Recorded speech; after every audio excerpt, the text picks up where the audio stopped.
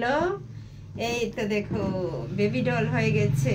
আমি আবারও চলে আসলাম তোমাদের মাঝে নতুন একটি ভিডিও নিয়ে। ওটা চুলটা কেটে দেবো, কেমন হেয়ার কাটিং করবে, ছোট করে দেব। আজ হেয়ারটা অনেকটাই ছোট করে দিচ্ছি। কান্না করবে না তো? ঠিক আছে,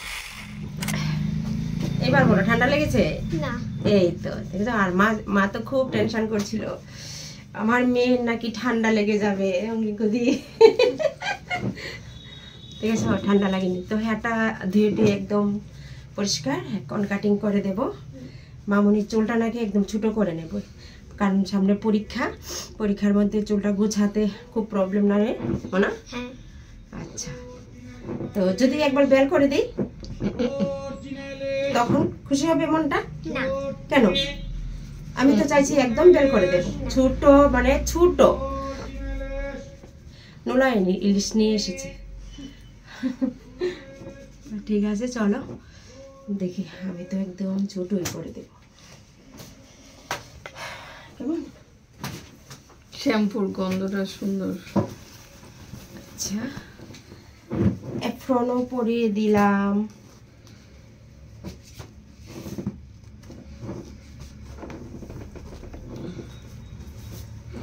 আর একটু পিছন করে বসো।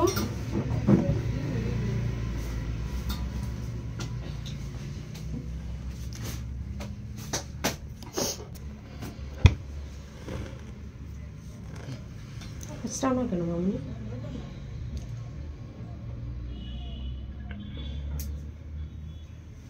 মা তো খুব ব্যস্ত থাকে না, তখন তুমি কি করবে, ঘরে যখন থাকো একটা কম নিয়ে নেবে হাতে, নিয়ে যাতে চট টট না হয়, মা আসার আগে তুমি একদম ফ্রেশ থাকবে।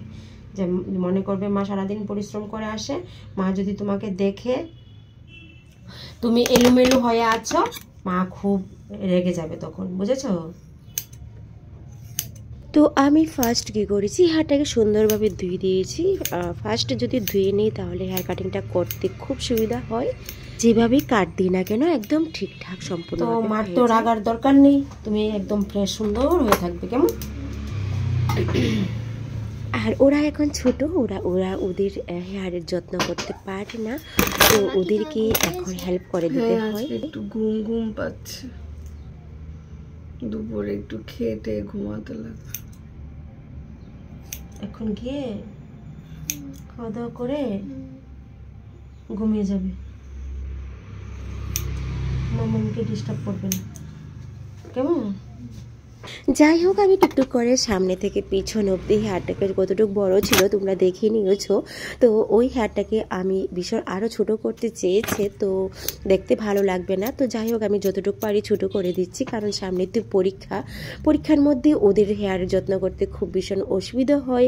তো আমরা তো এখন সবাই কিছু না কিছু করি, একদম ছোটোদেরকে যত্ন করার টাইমটাও আলাদা করে বের করে নিতে হয়। তো যাই হোক, ছোটো বেবির হেয়ারটা আমি কাটিং করে দিচ্ছি, কারণ এখন হালকা হালকা একটু গরমও পড়ে গেছে।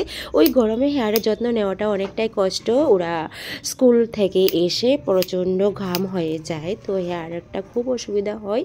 তো দেখো, আমি হেয়ারটা মোটামুটি কাটিং হয়ে গেছে। লাস্ট অবধি তোমরা দেখতে থাকো, আর কেমন লাগছে অবশ্যই তোমরা কমেন্টে বলবে আমাকে। একটা কথা হলো কি, ও চুপচাপ একদম বসে আছে, আমাকে কোনো যন্ত্রণা করছে না।